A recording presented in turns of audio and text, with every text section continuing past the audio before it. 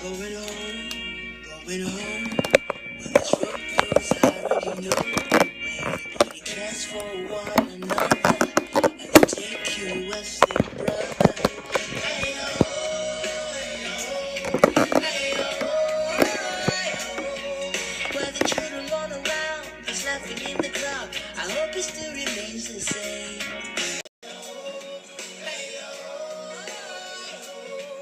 Well, there's something in the song that makes you feel at home. And that's what's calling out my name. Hey, Thanks for joining live and catching the replay.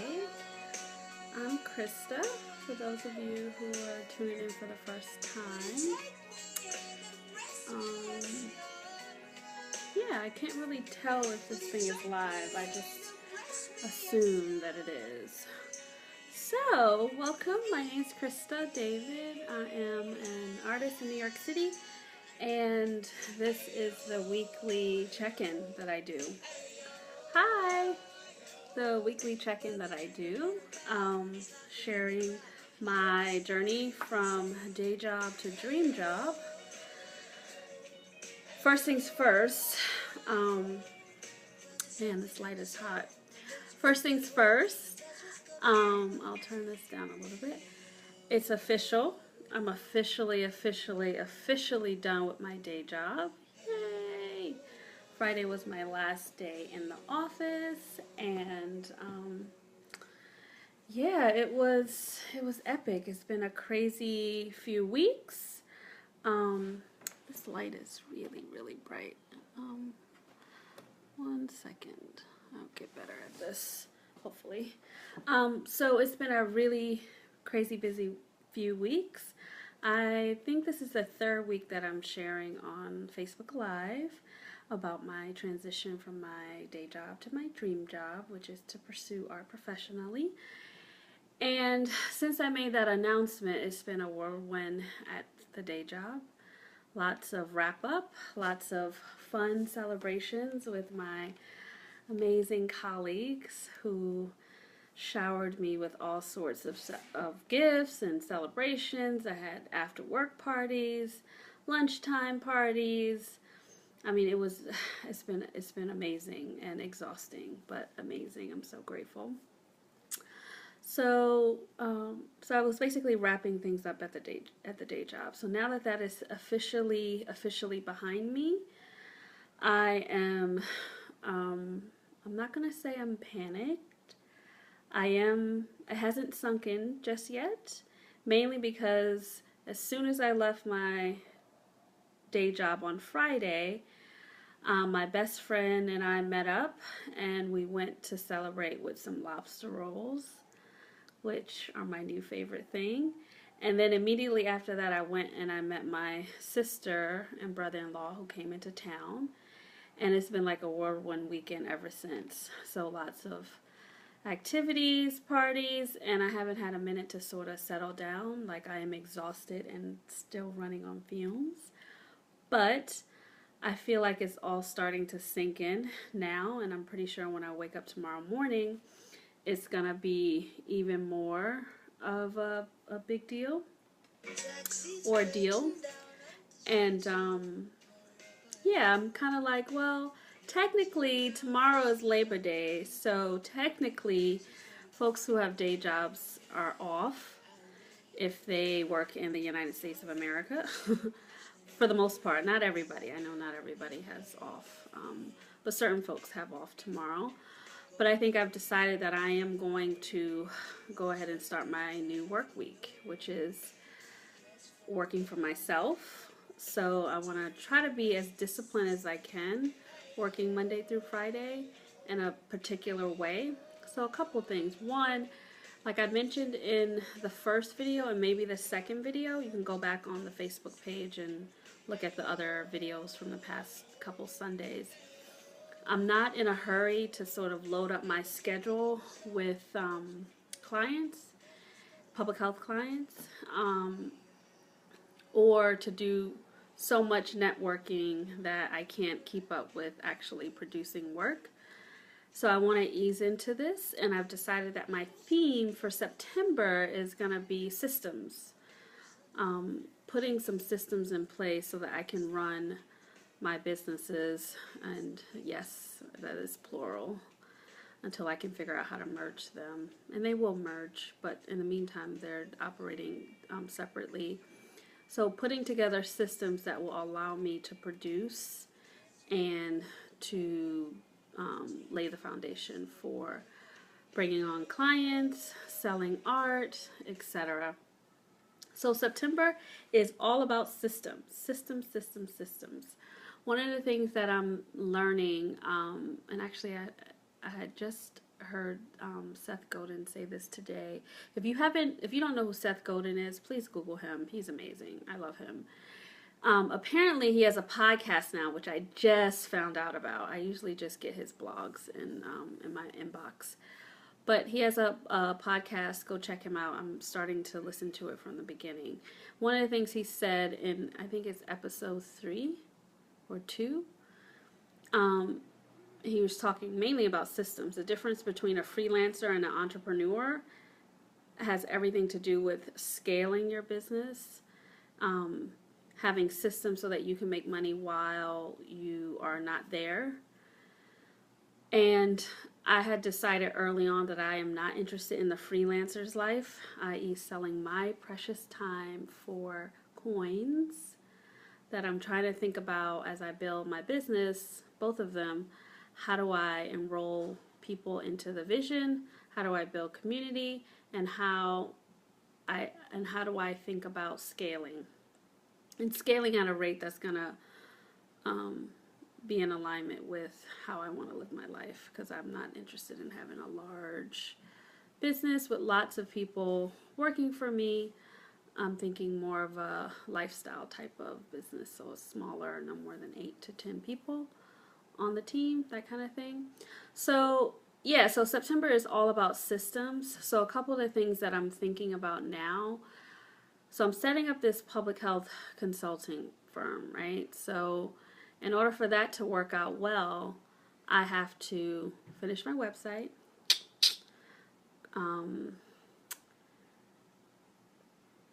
finish the sort of offers page, that kind of thing, just so that people are clear on the type of services that I offer. And then I have to come up with some systems for onboarding new clients, and those types of things can look like as simple as, well, someone emails me and says, hey, I want to hire you to work on this program evaluation. And I'll say, sure. So one of the way the system could look like, someone emails me and then there's an automated message that goes back to the person, letting them know when I'm going to contact them. There's a questionnaire that might be delivered with the inquiry, just so I can get a better sense of whether, what their needs are and whether I'm the best fit for them.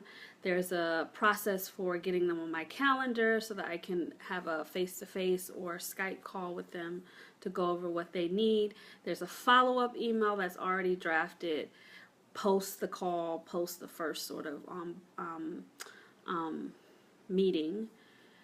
And then there's a series of sort of correspondences. The whole point of that onboarding system is having everything sort of already prepared so that I'm not creating new email responses every time somebody contacts me, or asking the same questions when I'm trying to figure out whether a client is a good fit.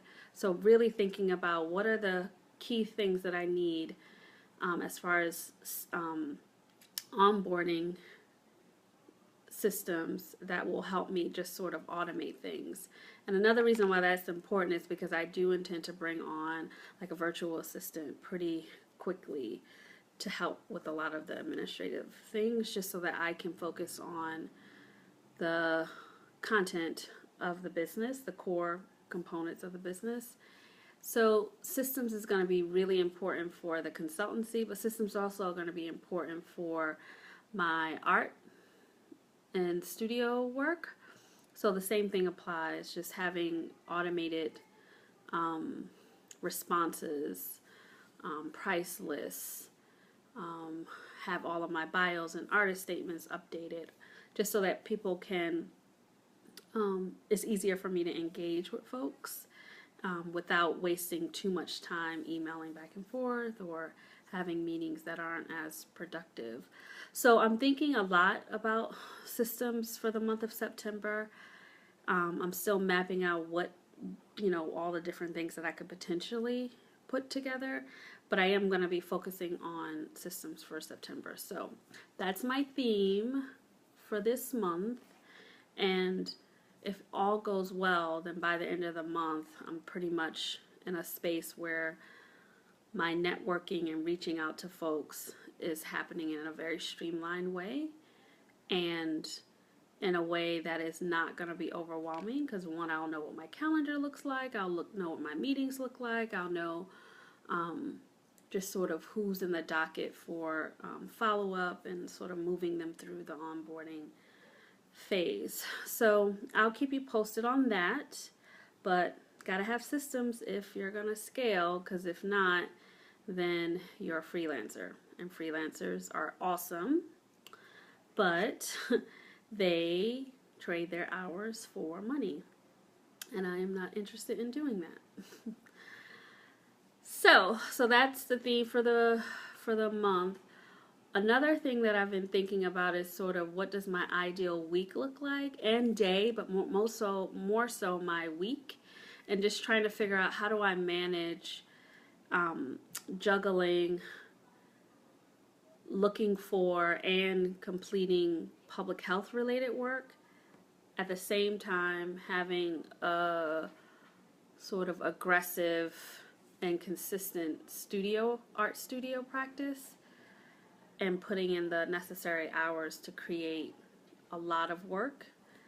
It doesn't have to be good work, it just needs to be a lot of work, because that's important for increasing my skills and just sort of clarifying my artistic voice. So I put together this little ideal schedule, and I'll show you. Of course, it's watercolor, but I'll explain to you the colors and sort of what I'm thinking. But just so you can see the top, it says my ideal week. And it just has Monday, Tuesday, Wednesday, Thursday, Friday, Saturday, and Sunday. And I didn't put hours on this, mainly because this is just supposed to be a visual representation. I know that I know that each of the boxes are about an hour, and then these are 2 hours, 2-hour blocks, and this is an hour, 2 hour, an hour, etc. Basically, the peachy color that goes all the way across and on the weekends and at the end of the day is just a reminder for self-care, morning rituals, and doing the things that I need to take care of myself. So some of my morning rituals include morning pages, which if you're interested in that, you can just Google Julia Cameron morning pages. I've been doing morning pages consistently. I don't know, it's probably been it's been about 2 years, a little over 2 years. Morning pages, prayer and devotion, so reading the Bible, drinking water, and I'm hoping to get exercise in there. I'm getting much better with my Fitbit group, thanks to my colleagues and friends. And so things like that. And then reading, also reading whatever I feel like reading that's going to be inspiring and encouraging, etc. So I basically have that across for every single day. And if it's shaded in, that just means that it's like non-negotiable. Just get it done. You'll see at the end of the day, I do the same thing, and that, again, that's a visual flag for me to stop working. I'm a recovering, I was about to say alcoholic. That's not true. I rarely ever drink, and I can only literally have a half of a drink before it's too much. But I am a recovering workaholic, and when I'm working, I tend to work for long hours at a time. If I'm interested in the work or I feel really pressured to complete the work, I will just keep working without regard for myself. So I'm trying to be very, very kind to myself and put in some barriers. So, for example, let's see, 9, 10, 11, 12, 1, 2, 3, 4, 5, 6, 7. So at 7 o'clock, that's where this part starts. I should be done. I should not be working past 7 on anything. Not art, not public health work, no work. 7 o'clock, I should be done, and I should be doing something that is relaxing, encouraging, inspiring, but I shouldn't be working. So, with that said, I've put these little buffers at the bottom. Now, Monday, Tuesday, and Wednesday are pretty much the same days, or I anticipate them being the same type of days. This gray is basically, those 3 days are my public health days. Those are the days that I'm going to be doing basically what I was doing in my day job, but doing it for myself and picking the projects that I want to work on via the clients that I decide to bring on. So these 3 days are pretty much designated for public health work. And so those are the blocks of gray, and then the blocks of red are mainly to do more like administrative things that are related to the public health work that I do.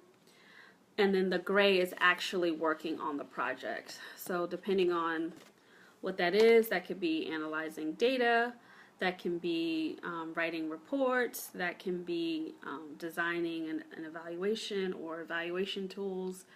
But that's pretty much where I'm gonna, the big gray boxes are where I'm gonna chunk that kind of work. And then the red boxes are for things like responding to emails from clients, having client meetings, networking and sort of on social media via LinkedIn, for example, participating in groups that could potentially draw more clients my way. So that's pretty much public health, those 3 days of public health days. This teal right here is just 1 hour on each of those days, Monday, Tuesday, Wednesday, where I will do something art related. So that's probably like my sketchbook, working on quick studies for larger paintings or collages that I'm going to do later in the week. But that's just, again, a visual reminder that part of why I quit my day job is so that I can pursue art professionally. So getting into the habit of having a sort of daily sketchbook practice, a daily conceptualizing my work practice is really important. So even on the public health related days, I am still spending at least an hour preparing myself for my studio time later in the week. And then we get to Thursday and Friday. Thursday and Friday are going to be pretty much my most intense art making days. They're going to be pretty much all day, 9 to 5 or 6, nonstop. Just kidding. I'll probably take mini breaks throughout the day, but staying away from social media, because you know that's a black hole. Sharing little snippets of the process via, say, Insta stories, but not really trying to spend too much time online, but spending a bulk of time in the studio making work. And then the plan is from the last hour of the day, again, it's that dark teal, and that's when I'll probably do more business admin things that are related to my art business, whether that is responding to emails, drafting newsletters, those sorts of things. And then every day, I'm sorry, I skipped over this light blue across the top is just basically the first hour of the morning. And for me, that'll probably be 9 to 10. And spending that time Monday through Friday reading. There's this quote that I like to sort of repeat to myself often. I think I got it from Michael Hyatt. He also has a podcast that you should check out and a blog. and he said, readers lead and leaders read. And that's always been something that I take seriously and try to implement daily. I read a lot of content, usually nonfiction, usually business books, marketing books. I do read at least a novel a month or every other month. More on that later because I love fiction, but it does something weird to me. I hold on to it so much and try to savor it, so I tend to read it very slowly. But this hour in the morning is just designated to reading, preferably a book and not a blog post or the newspaper, but reading some sort of book.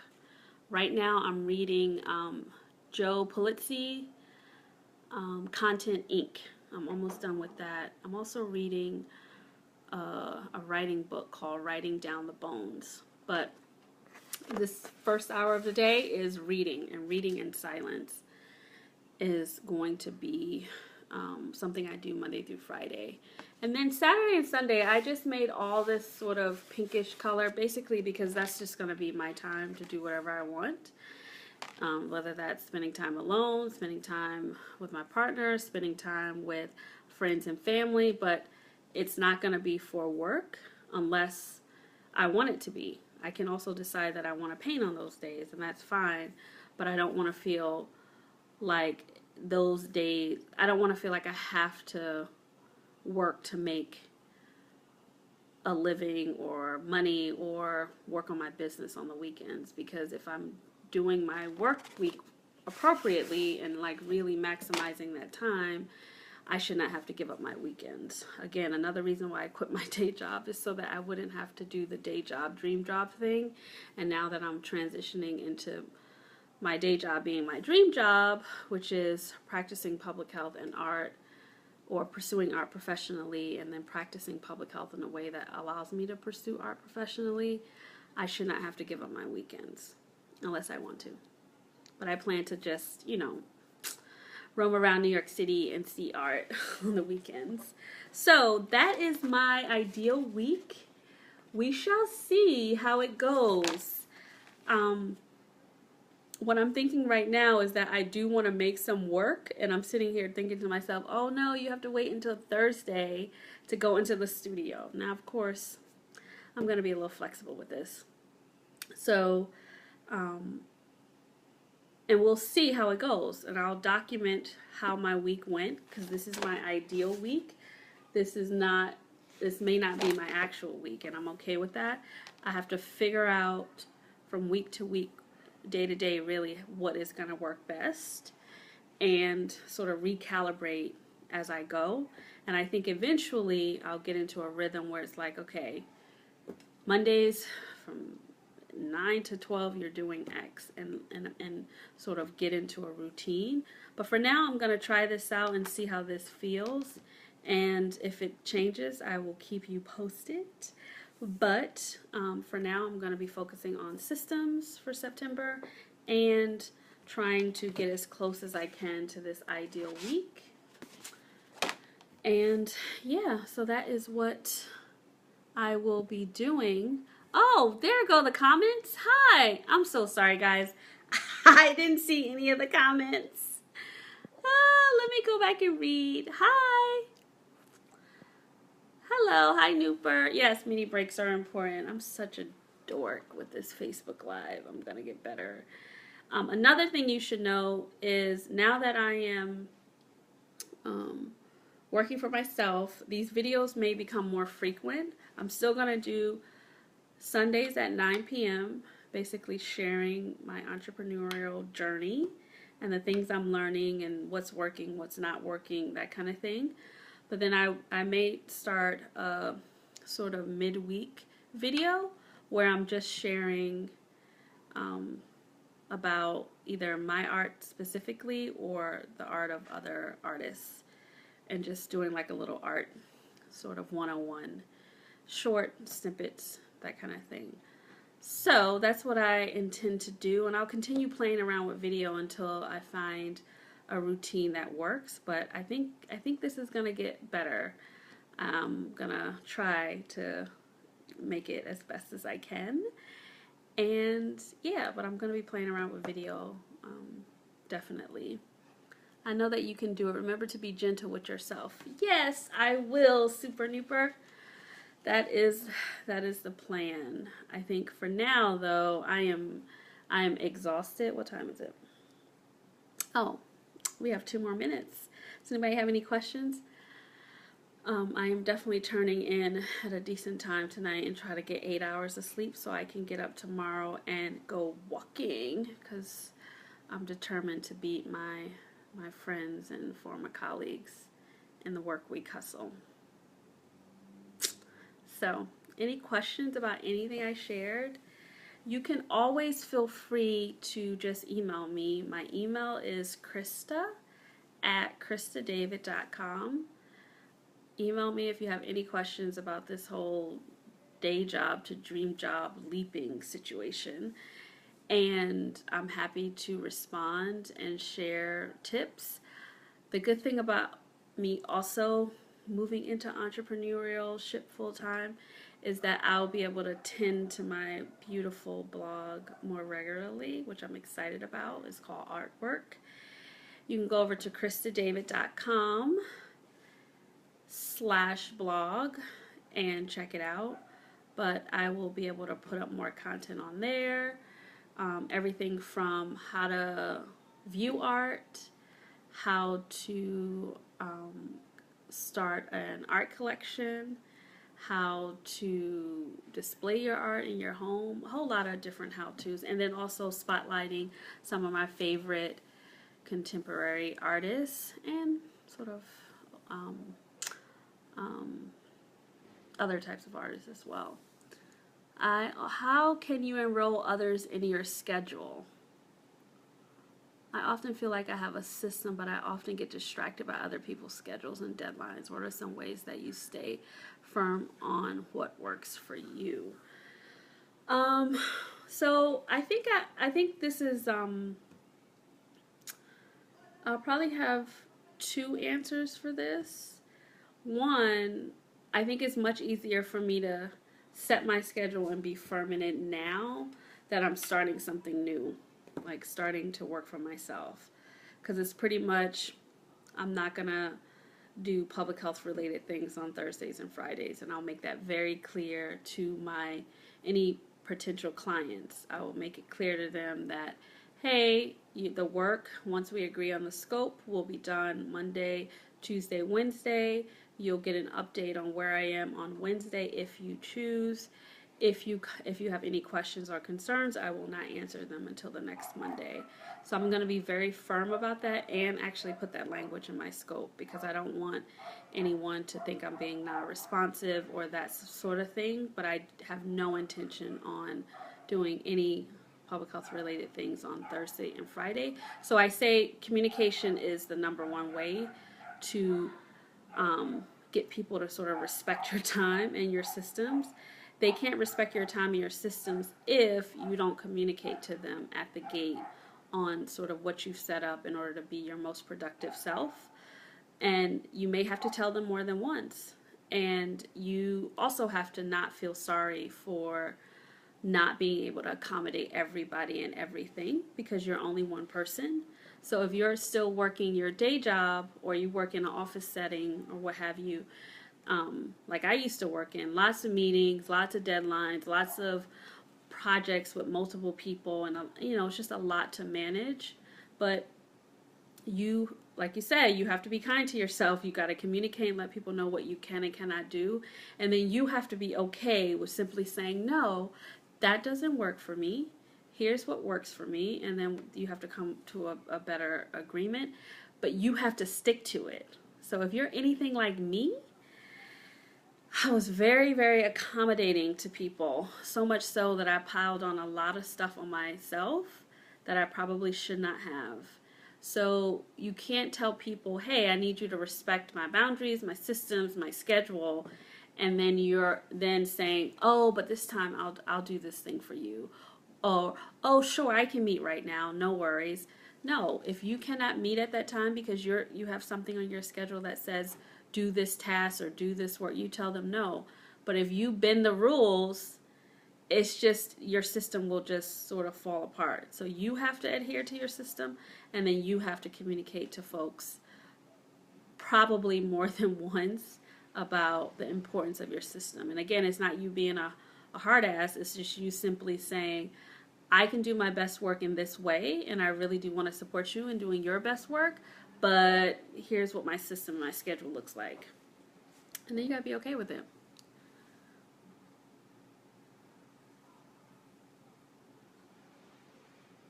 And then as far as the distraction part, Nooper, this is why, and I'm learning this even now. I'm starting to think more about. You got to have a why, and your why needs to be compelling. So if you get distracted a lot, that's because either you haven't connected to the reason why you need to focus on the thing that's on your paper.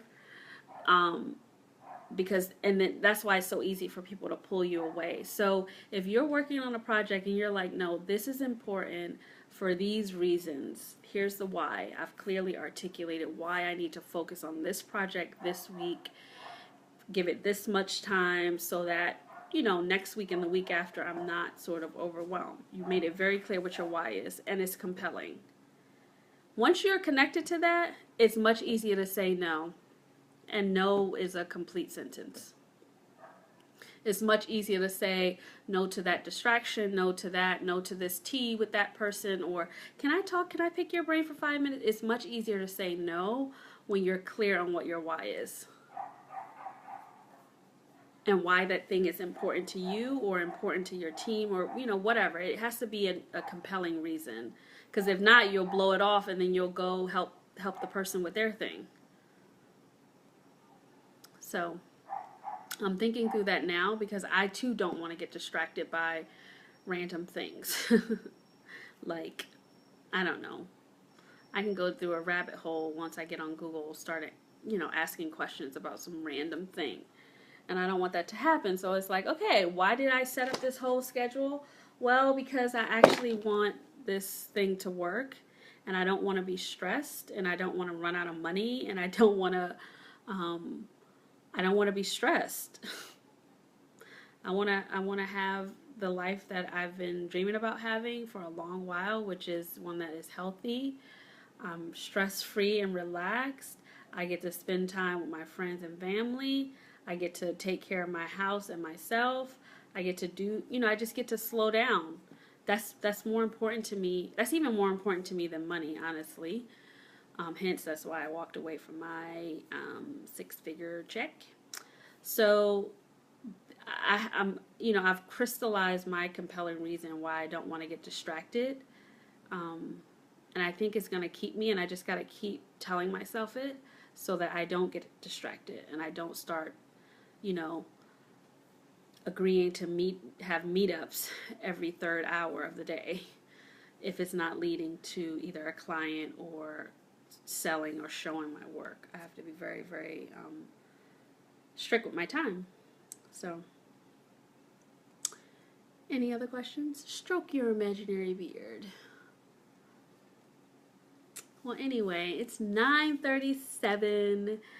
I am deliriously tired, but happy. I know nothing magical is going to happen tomorrow morning when I wake up and I'm like, oh my God, I don't have a day job anymore. But I am going to spend some time in the morning when I get up just sort of being still and writing out how I'm feeling. Because this journey, entrepreneurial journey, will have you up and down and around town as far as the feelings go. And I'm okay with that, but I do want to document it because I do want to be able to share it with you. Thank you, Nooper. Tomorrow is going to be great. So yeah, with that said, I am going to go hang up my schedule on my board that's right over here, and I am going to jot down a few more things, and then I am going to probably be in bed by 10:30 because, I need to start living this beautiful, healthy life that I want to live. 7 to 8 hours of sleep every night, and getting up and being able to do my morning rituals, which I'll actually share. I blogged about this a few years ago on another blog that I used to write for, or write. But I'll share it again because morning rituals are important for any human. Day job, dream job, whatever job you got, you still need morning rituals to keep your mind right. Okay, any more questions? Oh, I saw a lot of art today. So if you want to see some art, go over to my Instagram at kristadavid.art and check out the Insta stories. I went to the Studio Museum in Harlem today and saw some incredible work by a black woman named Alma Thomas. She is quite amazing. I didn't realize I would be so impacted by color in the way that I was today, and I just pretty much stood there and wanted to sit down on the floor for a little while, but I thought that would probably be weird, and then I didn't know if the security guard was gonna shoo me out or anything, but I just stood there. I was there for a couple hours, and it was magical. There are a bunch of other exhibits happening as well there that are all awesome, but the Alma Thomas was particularly moving. So you can go over and see some art, and there will be more Insta stories coming your way of me walking around New York City and seeing all of the wonderful art that is both in galleries and on sidewalks for all to enjoy. Galleries, museums, sidewalks, etc. So, okay guys, thank you so much for watching. Please share the video. Please come over to kristadavid.com, see the work. Email me any questions or comments at krista at kristadavid.com. I will be back here on Sunday at 9 p.m. And yes, and I'll be hanging out on the gram because that's what I do. All right, guys. I'll talk to you next week, okay? Bye.